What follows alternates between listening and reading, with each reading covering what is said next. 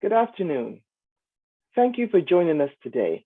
My name is Dr. Claudette Holloway, RNAO President-elect, and I will be moderating today's webinar. Today, we'll be hearing from candidates for the representative of the interest group chairs. All other candidates, apart from the Region 4 and 8 candidates on the ticket of nominations for 2022, have been acclaimed. I would like to begin by acknowledging the Indigenous peoples of all the lands that we are on today. We recognize that our work and the work of our members takes place on traditional Indigenous territories across Ontario. We also wish to acknowledge that the office of the RNAO is located on the traditional and unceded territory of the Huron-Wendat, the Haudenosaunee, and most recently, the territory of the Mississaugas of the Credit. This territory was the subject of the Dish with One Spoon Wampum Belt Covenant, an agreement between the Iroquois Confederacy and the Ojibwe and allied nations to peaceably share and care for the resources around the Great Lakes. We also recognize that the participants of this meeting are located in other traditional lands across Ontario. Today, this land is still home to many First Nations, Inuit, and Métis people from across Turtle Island, and we are grateful to have the opportunity to work on this territory. By personally making a land acknowledgement, you are taking part in an act of reconciliation, honoring the land and the Indigenous heritage, which dates back over 10,000 years. We encourage you to learn about the land you reside on and the treaties that are attached to it. Land acknowledgements are an act of reconciliation, and we must all do our part. Thank you. The structure of this webinar is as follows. We will hear brief introductions from each candidate in alpha order of last name. Each candidate will have 5 minutes for remarks, followed by questions from the audience members' submitted questions. Each candidate will then have 2 minutes for closing remarks. If you would like to ask a question of a candidate, there are 2 ways to do so. I will open the floor for questions following candidate introductions, and you can verbally address your questions to the candidate, or you may raise your hand using the raise hand feature on Zoom. You will be able to unmute yourself and ask a question. Please state your name in case there are multiple questions, and I will address you in order. You can also submit your questions by typing into the Q&A box at the bottom of your screen. Type your question there, and Ifra, who is assisting today, will read your question. Feel free to type your questions at any point during the webinar as you think of them. However, these will be addressed during the question period. Candidates will have an opportunity to address each question in rotating order. Candidates have 2 minutes to respond to a question. Ifra will announce when they have 30 seconds left to speak. If they go over time, I will ask them to stop. Our 2022 candidates for interest group chair representatives are Lamo Dolkar and Maria Rugg. Lamo will be our first speaker. However, candidates will rotate order of speaking. You will have 5 minutes each for introductions. Let's begin with Lamo. Thank you. Thank you, Dr. Holloway. Good afternoon, everyone. I would like to open my introduction with a land acknowledgement myself. I would like to acknowledge I'm speaking from the treaty and traditional territory of the Mississaugas of Scugog Island First Nations. As a settler, I pay my respect and gratitude to the elders and First People for their care and guidance about our earth and our relations with it. May we honor these teachings in what we do and in our work. June 1st marks the beginning of the National Indigenous History Month, and I would like to encourage all of you to know more about the culture and history of the Indigenous people of Canada and recognize the heritage and resilience and diversity of the people across Canada. My name is Lamo Dolkar. I identify as she or her. I'm a primary care nurse practitioner and I work in a community health center in Durham region. I'm honored to be running for the position of the chair of interest group alongside my colleague and previous board member, Maria Rugg. My nursing career began in 2015 as I was a second career nurse, an immigrant, and who knew nothing but healthcare as a passion. I was a bedside nurse in post-surgical acute care in a downtown teaching hospital, and I still currently work on casual basis. I have also worked in group homes, long-term care, and my recent stint was in public health. As a public health nurse, I understood what upstream strategies mean and how it is implemented as I worked in contact and case management, health connection lines, vaccine clinics, and as a school nurse focusing on infection and disease prevention control and mental health promotion in the youth. And now I've taken all of these skills, the clinical as well as non-clinical, and I'm using it to serve my community as a nurse practitioner. I've been a long-standing RNAO member since I was a nursing student. Nurses are the backbone of the Canadian healthcare system. I believe that every nurse is a leader, and they are really well positioned to be a strong nursing voice for themselves, for their profession and health. And this is due to the fact that nurses are privy to first-hand information, as they are the ones that interact with patients the most and are aware of the various factors that affect health. I've been very, very actively involved and engaged with RNAO, and I've held various executive positions, namely treasurer, policy and political action, communications, as well as student liaison for various interest groups, such as maternal child nursing interest group, pediatric nursing interest group, staff nurses interest group, and regions 7 and 8. I was the board rep for Region 7, and we won the Region of the Year award in 2018. I'm the current chair of Staff Nurses Interest Group, and I'm into my second term. During my tenure as the chair of SINIG, we continue to be involved, engaged, and in communication with our membership. SINIG has utilized various modern technology and digital platforms to bring forward many webinars and activities to your door in spite of the pandemic.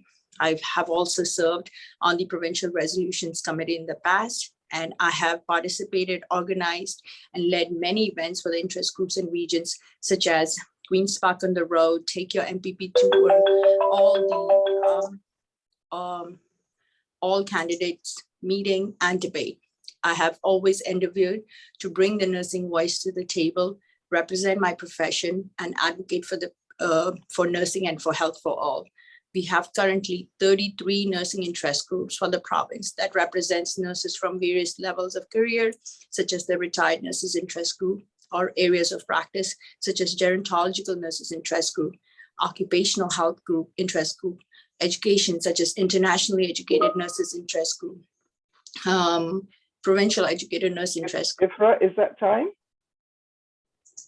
No, go ahead. We still have 1 minute. Thank you. Yeah. Or the Indigenous Nurses and Allies Interest Group, and many more. However, what is common is our passion for advocacy for the nursing profession that aligns with the RNAO values and mission. But we cannot work in silos as nurses. We can be self-sufficient, but we cannot coexist without each other. And I think we need that community identity. If I'm elected as your chair of interest group, I want to be your voice so that together we can be a strong voice to advocate for public health policy, promote nursing excellence, and empower each other and influence and shape decisions that affect the profession and health. I would be honored to serve you all if I'm elected. Thank you. Thank you, Lamo. Maria? Thank you, Dr. Holloway and Lamo, and for this opportunity. My name is Maria Rudd, and I would like to also again acknowledge what has already been stated around the land acknowledgements, and just my gratefulness for the opportunity to share in this universal knowledge and on the lands and on which we all exist. I am the incumbent coming into the position of the Registered Nurses Association interest group representative on the board of directors. I come to you as a registered nurse and clinical nurse specialist in palliative care. I've been working within nursing for the last 32 years.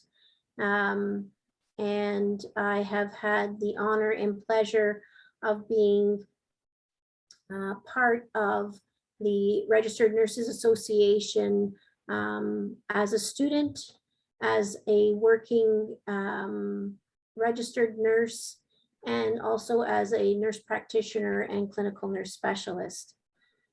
My background in nursing began in neonatal intensive care in the hospital setting. And across this period of time, I have had the honor and pleasure of being able to work in settings across the lifespan and across all settings, including, as I stated, neonatal, maternal health, maternal child, geriatric, acute care, intensive care, community nursing, public health, nursing education, as well as research. And in all of that, what I have been able to glean and be most proud of is the ability to be within a healthcare system as a registered nurse, and the advocacy and challenges and that we have been facing as registered nurses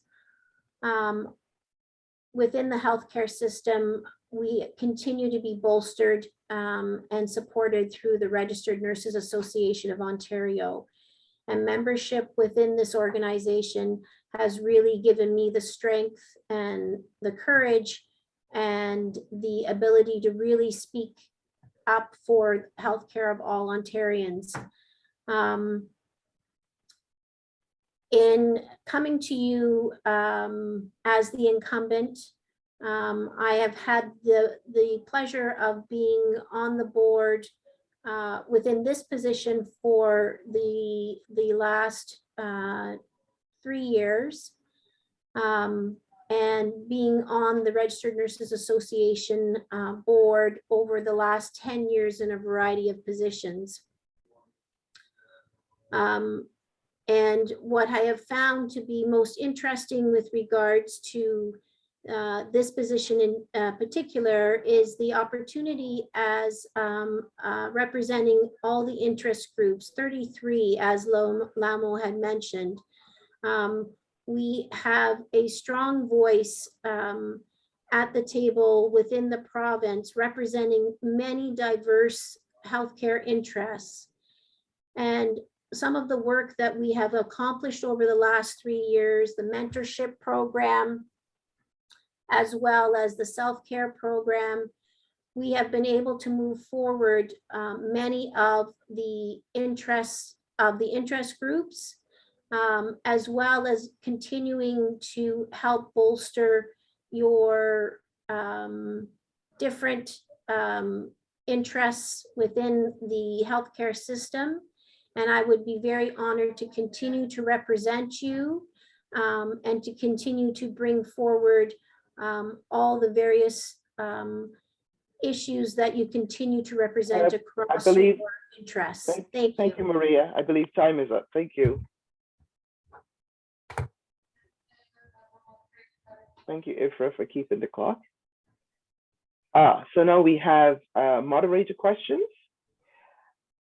The first question: as a member of a region, chapter, and interest group, what are your perceptions of the differences between the role of the interest group chair rep and the role of the president of an interest group?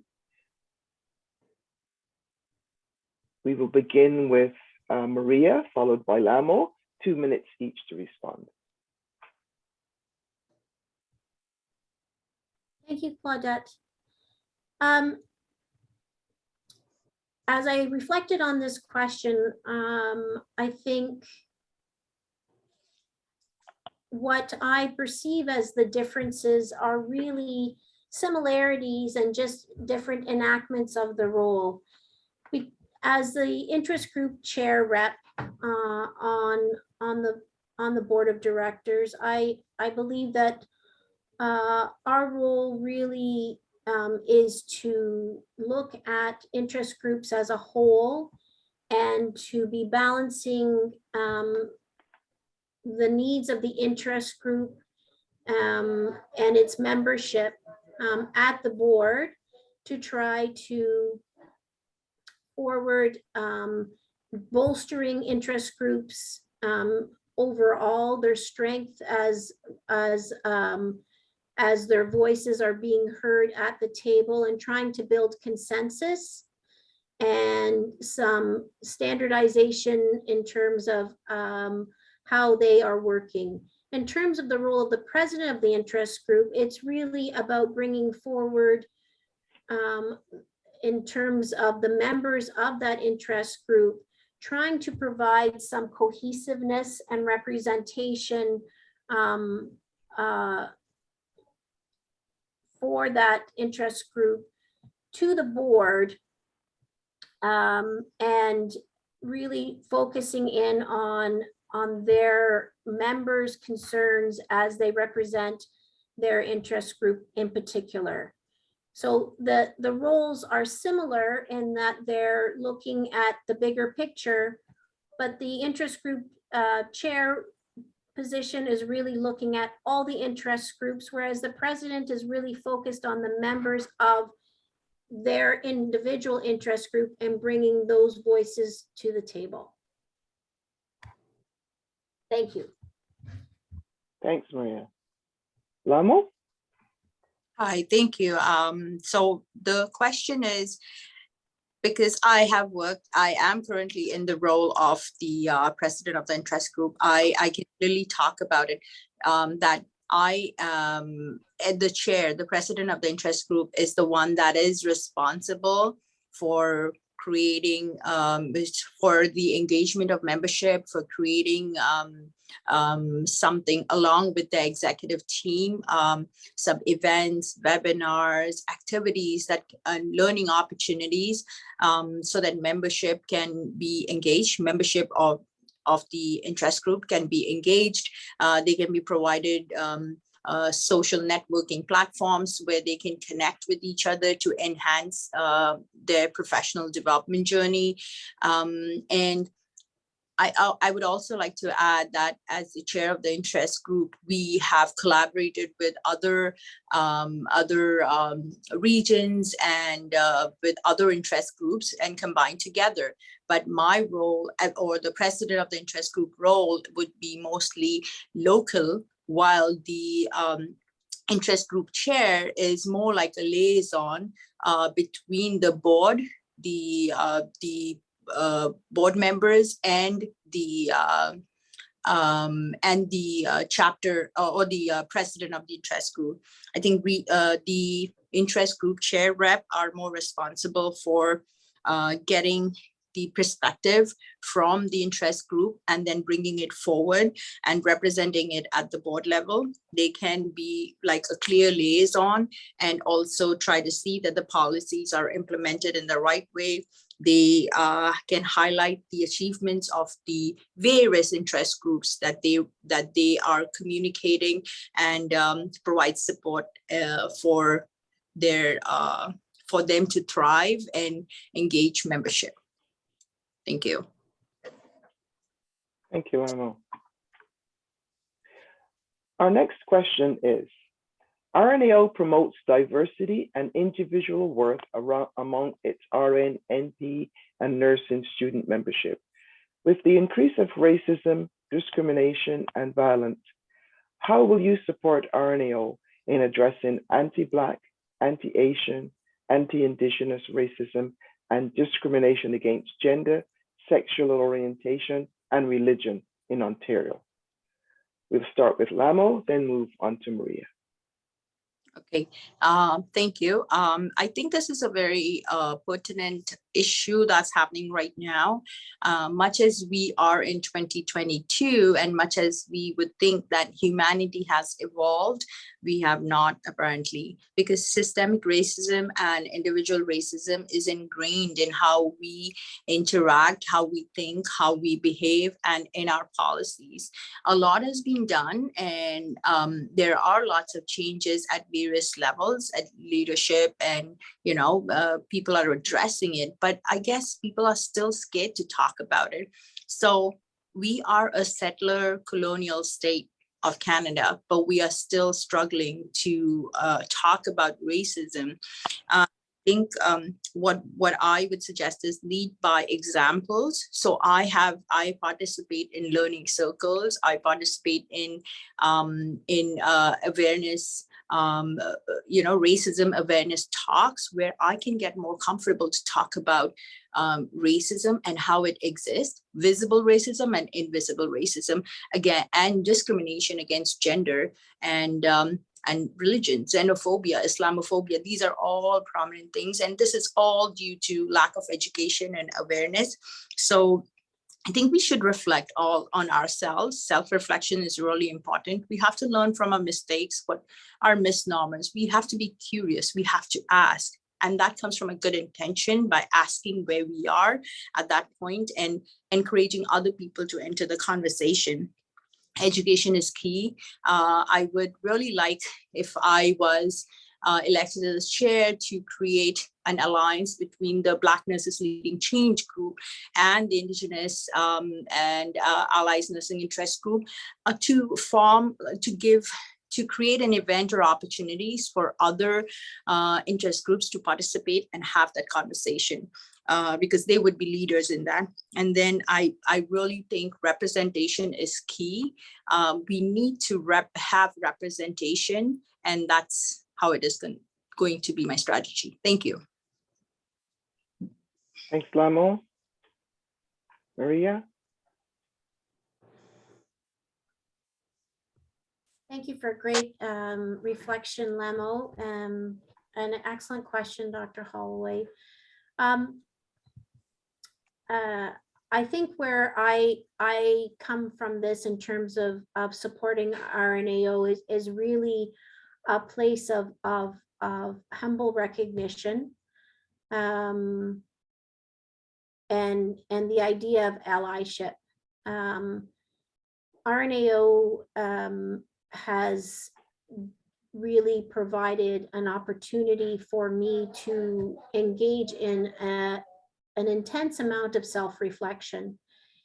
And as we have seen in particular in the most recent years,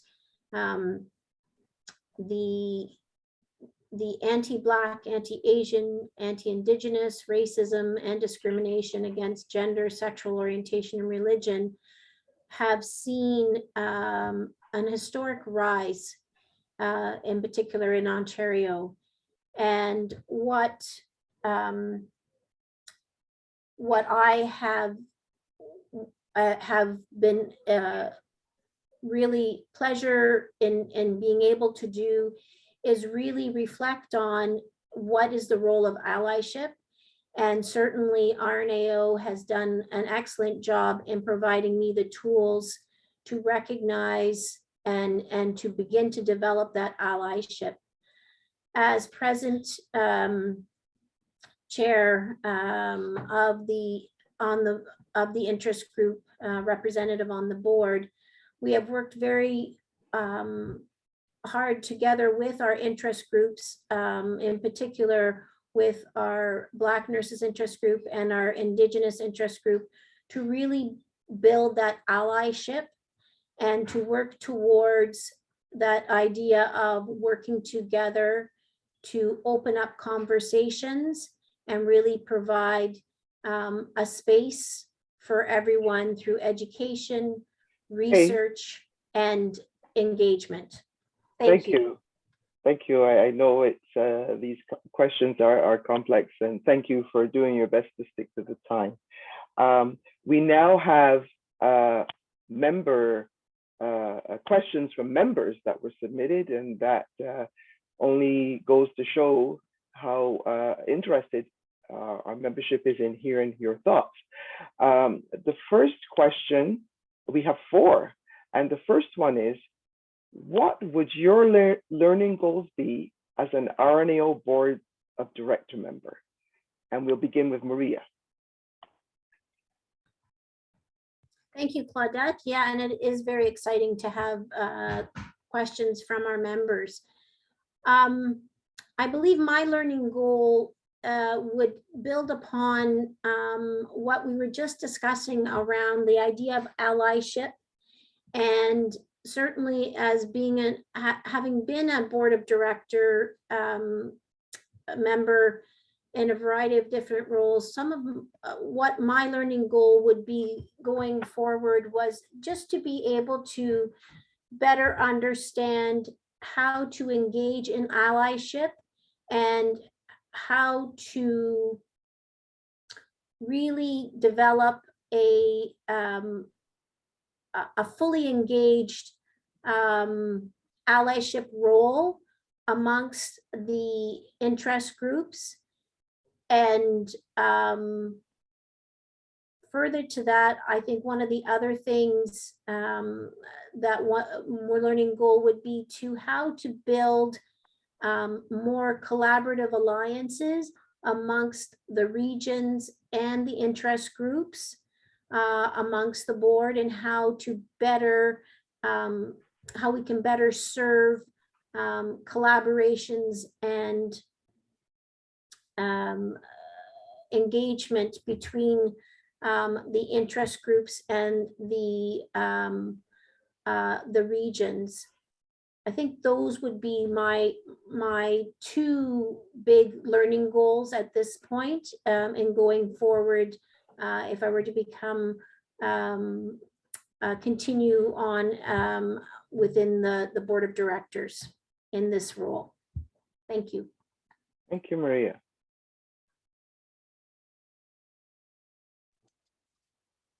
Lamo? Yeah, thank you. That was a really great response, Maria. For me, my learning goal as a board rep, I have served on the board for a year, and I thought I left it after the first term because I was just getting to know things because of my personal commitments. But I think my learning goal, if I were to be on the board of director, is to continue to develop and sustain nursing leadership, not only myself, but also for how to develop the nursing leadership in each of the interest group. Every interest group is not as active and is not as engaged, and trying to understand. So it would be more understanding and communicating with the various nursing interest group as to what the issue is, and to understand of learning how to support nursing colleagues and how to keep them engaged so that they can continue to advocate for their profession and for the health of all. I think this is going to be my main focus, and this is what I want to grow in, is my communicating skills and my collaboration, so that we can continue to sustain nursing leadership, not only in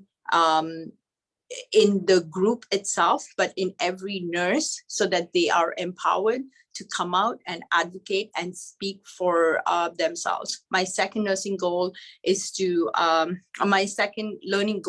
to continue to address racism. And I think that is really key, because I'm really working on it on a personal level. And also I want to bring that in as a general conversation, and try to work more on that. So those are my 2 things: collaboration, communication, and racism. Thank you. Thank you, Lamo. Next question, and we'll begin with Lamo. Tell us about your involvement in RNAO. Where do I begin with? Thank you. This is more like a life journey. I did speak about it in my introduction, but then I would say my involvement with RNAO began since I entered the nursing school. And I thought that this was an organization that is so well placed, that advocates for that puts advocacy in the forefront and empowers every nurse to find a voice in themselves. And I'm personally very grateful that I joined RNAO as a nursing student, because I could see myself evolve and grow as it went from years to years. So I have been I've been a student liaison with Pediatric Nurses Interest Group as an executive. I have been a student liaison with Maternal Child Nurses Interest Group. And that was when I thought that I loved mother and child, and that's what I wanted to focus my practice on. Did not happen, but I still have them in my practice now. And then I went on to do the board of directors student placement, which opened my eyes to a lot of other learning opportunities about governance and how upstream strategies can work, how policy making works, how decision making works, and how you as an individual can influence. They say every drop makes an ocean. This is what I want to be. I want to be that drop that is contributing to the ocean. I was treasurer, policy and political action network officer. I was a board rep. I was Region 7 chair. I was Region 8 policy and political action officer. I'm currently the chair for Staff Nurses Interest Group, and this is my second term. And that's my involvement with RNAO. It's a continuous, engaging, advocate, like motivating involvement for me, on many levels. Thank you. Thank you, Lamo. Thank you. Maria? Thank you. Excellent. Thank you very much, Lamo. So much like Lamo, I'm not sure where to begin. And I often have reflected that my involvement in RNAO really is about my involvement in nursing. I began in student government as a student nurse, and began to understand the importance of all the things that RNAO was doing as part of my role as a nurse.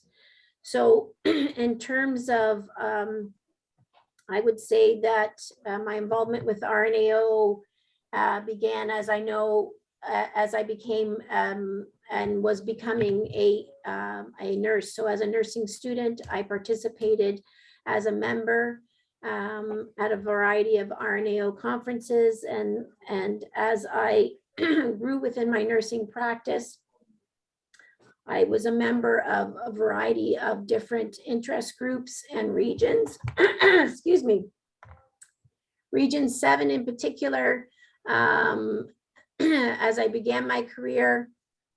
And then in terms of interest groups, I have had the privilege to be on the executive of the Pediatric Nursing Interest Group for about 10 years, and a variety of different positions on the Palliative Care Nurses Interest Group for the last 10 years as well, in a variety of executive positions, as well as part of the Complementary Therapies Interest Group.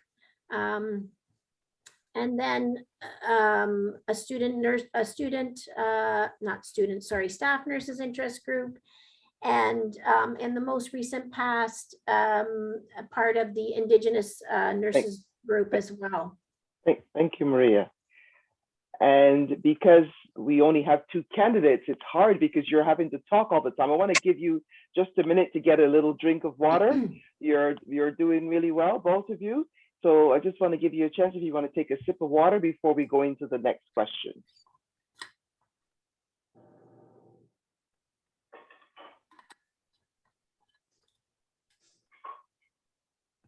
Okay, thank you. Okay, the next question. A major responsibility of RNAO Board of Directors is its fiduciary duties. Would you please tell me your understanding of the term fiduciary duties and provide an example of a fiduciary duty? Maria. Thank you. I see my understanding of the term fiduciary duties is really that as a representative of the organization of RNAO, you have a legal, moral, and ethical responsibility to ensure that you are representing the members of the organization in the spirit of what has been highlighted by the actual organization, in this case, the RNAO. As a board member, you are responsible for your communications and your participation in the public realm that is in keeping with the RNAO mission, vision, and ends, as we would call them. An example of a fiduciary duty would be in terms of ensuring that in any communication that you are having in the social media world as a board member, that you are representing morally and ethically those ends. So not in any way disrespecting or speaking about information that would decrease or reduce the value of that membership and what you are representing within, as you represent them as a board member on social media, as an example. Thanks, Maria. Lamo? Hi, thank you. So I guess fiduciary duty is one of the highest duty that we as board members has, like, legally and ethically. They have this responsibility to maintain the trust for, especially in relation to financial matters. And I think like the investments of the organization, I think it is, as board members, we have to ensure that the wealth of the organization is invested wisely, is safe, is healthy, and is being used in the right way for membership and for the development of the organization. I can provide an example of when I was on a board position. One of the example of fiduciary duty was when they were having talks about selling the property for the old office, and so they wanted to sell the property, and so we wanted to ensure that the decision was right, was taken wisely, and it was not a wrong decision, so that the wealth that is of the organization, that is built up by the organization, is invested wisely. So it is a big legal and ethical responsibility of trust as a board member, that we have to ensure that the organization is doing everything in the right way, right path. Thank you. Thank you, Lamo. And we're at the last question from this portion anyway. The RNAO's board is a policy board. Would you please tell me your understanding of a policy board with one or two examples that are consistent with a policy board? And Lamo, we start with you. Okay, thank you. So the RNAO's board is a policy board for sure, because the board members that sit on the board are the ones that are responsible for ensuring that an equitable, inclusive, and non-discriminative policy is in place. However, the enactment of the policy or the operationals is going to be the responsibility of the organization, the CEO and the staff, and the CEO staff. So I guess the policy board will be just overlooking that the policy is correct. It is implemented, and it is not implemented. It's rightly done, but the implementation part is a completely different story. The operational area is being done by the CEO and their staff. I guess one example, can't top of my head. So there are lots of policies that that come into place that the board that votes on or approves, but the CEO will be implementing. I can't remember on the top of my head, but yeah, it's operational. Policy board does not interfere with. This is what I know. Thank you. I can't remember an example. I'm sorry. I have a brain fag right now. Thank you, Lamo. Maria? Thank you. And I would concur with Lamo on that definition of a policy board. Really, ultimately, the board's responsibility, as I understand it, is the board's responsibility is really to help define policy and set policy, and the administration carries out the actual operations of those policies. So really the policies reflect the governance of the organization and how the organization will operate overall, and the actual implementation of the policy is carried out by the operating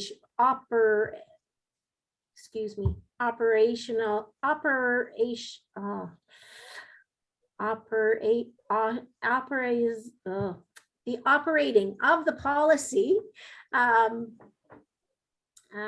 would be done by the staff who work for the organization. One or two examples that would be consistent with a policy board would be the idea that we have a policy that works around whistleblowing. And so the board itself sets the policy around whistleblowing and how that affects, but the actual staff of the organization actually implement that policy. Another example of a policy board would be the idea of having policies around human resources. Thank you, Maria. We will now open the floor to questions for all candidates. We will first take questions from the Q&A, and then attendees are welcome to unmute themselves to ask a question. Ifra, please let us know if you have questions in the Q&A box first. No questions at the moment. Okay, we'll just give it a moment, just in case.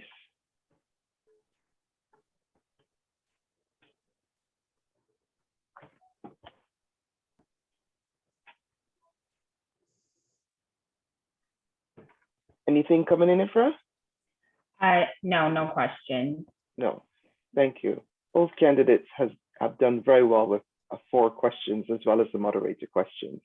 And so now you have time, candidates, for your closing remarks. Maria will start, and then Lamo. You have 2 minutes. Thank you. I would like to take this opportunity to thank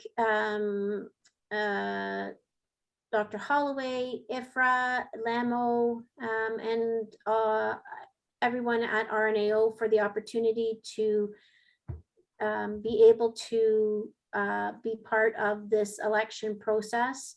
Having spent time in this position, I would like to say that I believe that I've been successful in moving forward through the representation of the interest groups, both the needs of the interest groups and the growth and the development of interest groups. At this time, with 33 interest groups and more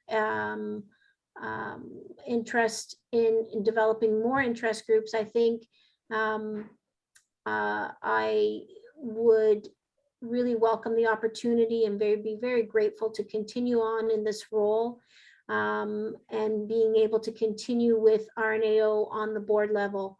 All that being said, I am very excited and really would like to continue to urge members to continue your engagement. The work that RNAO is doing and continues to do all depends on you, and your work over the last couple of years has been tremendous. And so I would be very grateful to continue on with this position, but I'll also and always look forward to ongoing engagement with members wherever you are, and with whatever group that you are involved with, whether it's interest group or region.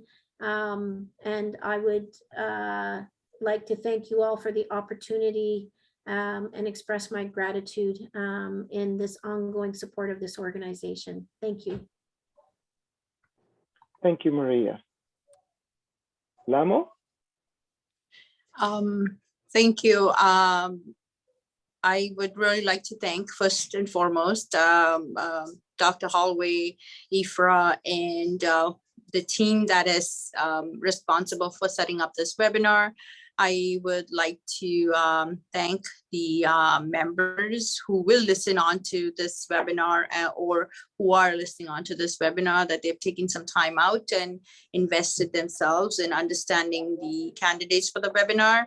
I am really honored to be running for this position along with Maria Rugg, who I have learned a lot from as well over the years. And I just want to say that healthcare currently is going through a very, very difficult phase. And I think we will continue to see that if we do not take action, if we do not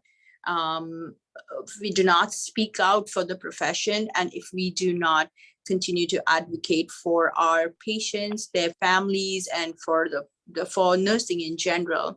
And I know, like nurses, much as we say that we don't want to be political, but by default, we do become political because we are the ones that are always on the ground level, working up, trying to get, and we have all the information. We know how the social determinants of health impact the health outcomes and the health of Ontarians. So I implore you all to go out and vote on June 2nd. Also, besides voting for this elections for RNAO as well. And I pray and I hope that Ontarians can see better government that thinks about the nurses, thinks about the profession, thinks about health of Ontarians and for all. And for this, I'll continue to advocate with RNAO forever. And be tuned. I did hear that some people. Thank you, Lamo. Thank you. Yeah. And so we come to the end of the webinar. Thank you, candidates, for participating today. I know how much preparation you have invested in this, and I really want to thank you. You've given it your all. We also want to thank members for those very thoughtful questions. This webinar and future webinars will be archived on My RNAO, and you can find a link to them on the elections page. One Member, One Vote opened on May 24th at noon and will close on June the 9th at noon. Please remember to vote and remind your nursing colleagues to vote as well. once again, IFRA, thank you. Thank you to RNAO staff, and I wish you all a pleasant day. Thank you all.